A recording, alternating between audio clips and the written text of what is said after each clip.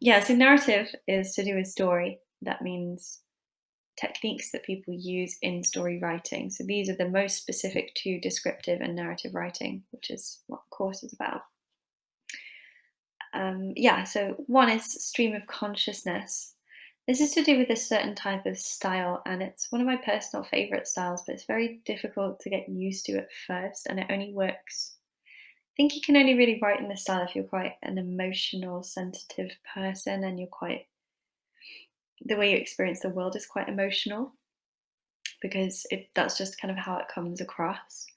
It's a modernist technique, so it was developed by writers like Virginia Woolf and James Joyce and D.H. Lawrence, Catherine Mansfield. I love all of those modernist writers a lot, which is why I like stream of consciousness. The idea is that it's more realistic to how we think than normal storytelling is. So the thoughts and feelings and the natural thought processes of a character come across on the page as if we're just there with them and their mind in that moment. So it has quite a rambling, sometimes incoherent feeling because it can skip a little bit, you know, how our brains do if we're thinking about something. We might skip from one thing to another or from past to present. And it also is quite focused psychologically on the emotions and kind of responses of an individual to their environment. So it's got a lot of depth and complexity to it. I recommend reading more about this and reading writers who use this a lot if you want to have a go at stream of consciousness. If you're attempting a higher level writing piece, either for an exam or for your own personal reasons, then this is definitely something you should play around with because it's a very interesting and quite modern writing technique. And yeah, personally, I really like it. It doesn't suit everyone's style, but suits my style. I tend to use it quite a lot, and yeah, I recommend you have a go with reading and writing it. So you can see my examples are pretty long because you have to get this sense of ramblingness and this sense of incoherence in there. And I tried to create two different feelings with these examples. So you can maybe, while I read them, think about what the feelings are behind them. So the first one, and why bother? I thought, sometimes I have so much sadness in my heart that it just tips out of my eyes and spills into the world. And I guess other people must start to see it and feel it too, because I suddenly notice downturned faces and tear-brimmed glances wherever I go. Sorry, my dog's drinking like tons of water, if you can hear her. She's like, lap, lap, lap. Slightly ruined the emotional effect of that because I was like listening to my dog drink water, but you can get the sense that it's hopefully that it's sad and it's kind of an overflowing emotional sadness. And there's this kind of mixture of like internal and external world and how the character perceives the world when she's in a certain mood or state of mind, and how that kind of transfers to her interpretation of the people around her. So it's psychologically, hopefully, reasonably complex, and it comes across that way to you. So there's a different one now. There's a little toy shop we used to visit when I was young. I walked past it the other day, and the same old man, the tiny, shy, hunched one with giant, misty glasses, was sitting in his same chair making puppets, like he always used to do. I couldn't help but pop in. Sawdust, sandalwood, the whirring, chiming grandfather clock, walls crisscrossed with pulleys and levers, model trains chuffing away on ceiling tracks. It was all exactly the same. So I wanted this one to have a kind of whimsical feel, like it feels kind of unusual and like it's sort of to do with memory and nostalgia and past versus present and how some things change and other things don't. But it also is very imagistic, so it's based on kind of very specific images that this character had as a child and how those images haven't really changed, even though she has and she's grown up. So yeah, so it's more to do with like memory than it is to do necessarily with emotion, and it's a lot more positive than the first one. So before you actually have a go at trying stream of consciousness, I want you to read a bit. So read James Joyce, read Virginia Woolf, read D.H. Lawrence. Just Google stream of consciousness writers. There's tons of them, and just read a random section of a few of them just so you get a feeling for it. And then have a go at doing your own. But yeah, it's an amazing technique once you get the hang of it. It's really difficult. I'm not super happy with my examples, to be honest, compared to when you actually read proper writers that use it a lot. But it's considered a very high level technique to use, and it's definitely worth trying out. So the next one, you might have noticed this one before, or you might be aware of it already. I just kind of put it on advanced techniques because it's considered a high level thing to be able to do. So you do get taught this at GCSE onwards quite often, pathetic fallacy. Yeah, it just means the weather reflects mood. So when the weather is creating a certain type of atmosphere that kind of amplifies the feelings and tones of the kind of piece at hand. So I tried to get two contrasting ones here. Clouds swirled and darkened overhead. I knew we were in for a rough night. So it's a combination of the feeling of the character, or characters, and a feeling of what the weather is actually doing and how that enhances the character's kind of situation. So in this case, it's sort of physical as well. Like it seems like they're going to have difficulty because the weather is bad. So then the weather is literally changing their mood because it's more difficult for them. But you can use it metaphorically as well in a kind of more abstract sense. They say there's like a horror. People do this in horror films all the time. So like there's a horror movie. It's going to take place at night. It's probably dark and cold outside. It's likely windy or rainy. You know, that kind of thing. Like horror films don't really take place in the middle of a nice sunny daytime. So yeah, horror uses a lot of pathetic fallacy. My second example, the bright sun beat down on the sandy beach. People spread out languidly on stripy towels underneath it, soaking up rays. Their eyes closed blissfully, contented smiles on their faces. So again, a kind of physical response to the weather at that point, but it also creates this kind of mood of happiness, peace, warmth, light, that kind of thing. If you read Gothic novels, which I recommend you do, they're really fun. They're mostly from the Victorian times, although there are modern Gothics as well. They often use pathetic fallacy in a really dramatic way. So Wuthering Heights is a good one to have a go at. So yeah, writers use this a lot, and it's a really advanced kind of technique because it's blending your action and your plot with a mood and a feeling. So you can have a go at, you can pause and have a go at pathetic fallacy. Motif, the next one. It's when you have a symbol, but that symbol keeps coming back. I guess like in Harry Potter, the scar is a sort of motif because it is a symbol of his like Harry's kind of specialness and difference, and the fact that he's the only one to have survived He Who Must Not Be Named. I don't name him just in case. You never know. It's not worth it.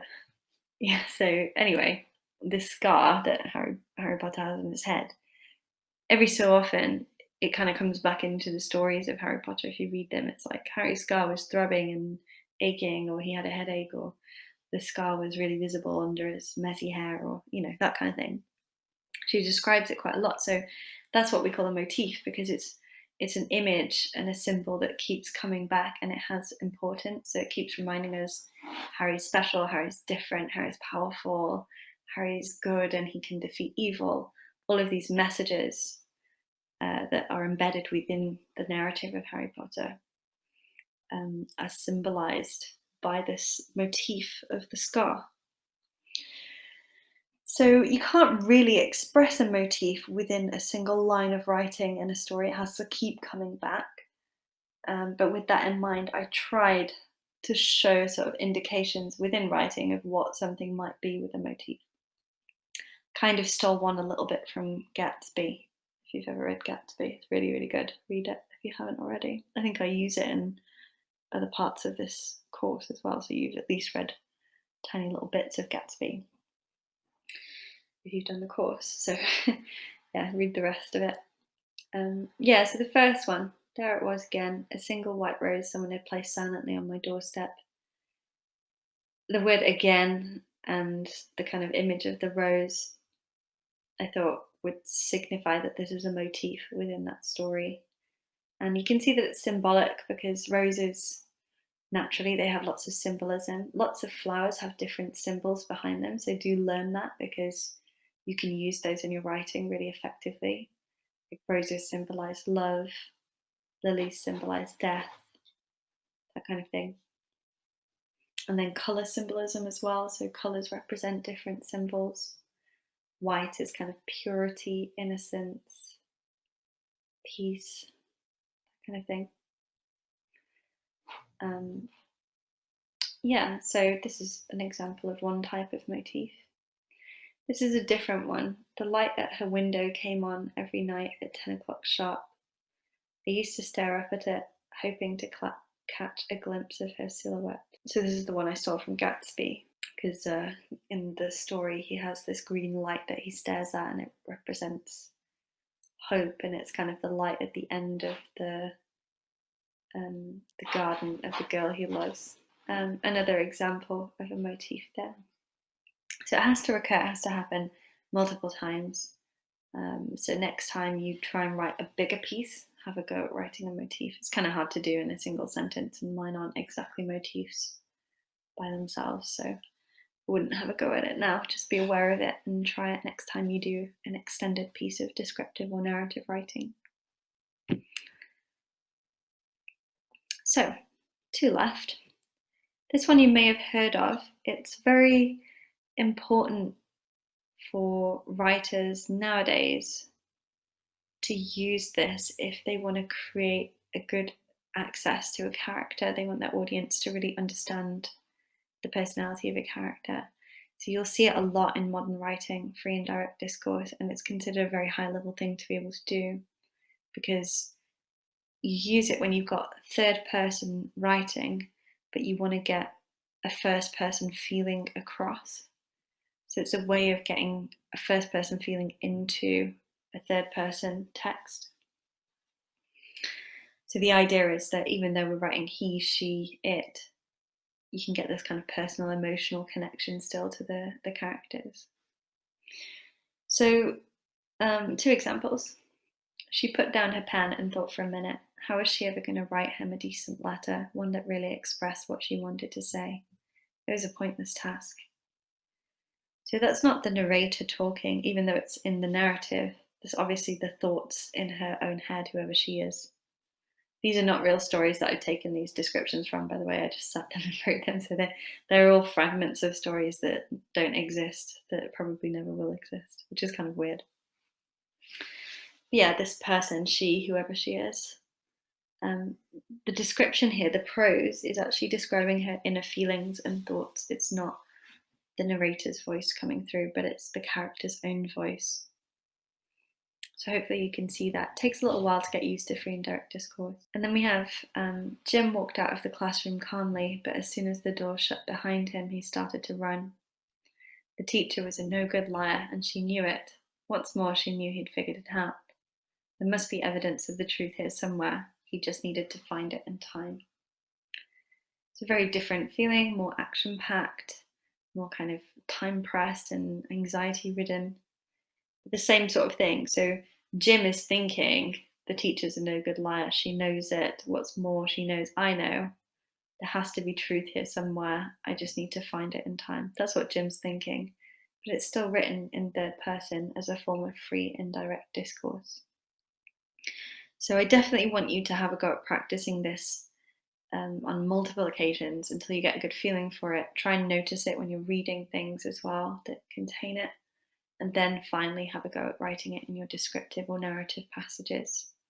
It's very high level technique, quite difficult to do at first, but very useful and kind of helpful tool that a writer can have. So our final one. I just made up this name. I don't know if that's its name. Archetypal characterization. That's just kind of what I feel it is. So if you Google that phrase, it might not really come up with anything. In my head, that's just what I think of it as. But the idea behind it is when you have characters in a story or description, some of them are going to be very personal to you and unusual and different and unique almost and original. And they might be based on people you know, or they've taken a while for you to develop in your own mind. And other ones are going to be what we call archetypes. So they don't all have to be personal, individual, unusual kind of characters. It can be a mixture of those and quite normal standard characters. And we call these stock characters as well. So you might have heard of stock character.